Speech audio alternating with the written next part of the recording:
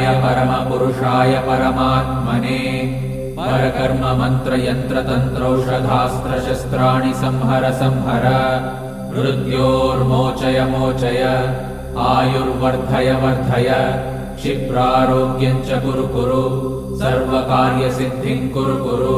ॐ नमो भगवते महासुदर्शनाय दीप्त्रे ज्वालापरिवृताय सर्वारिष्टविनाशाय सर्वसम्पत्कराय सर्वदिक्शोभनकराय सहस्रज्वालाय परमात्मने परब्रह्मणे परञ्ज्योतिषे हुं फट् स्वाहा।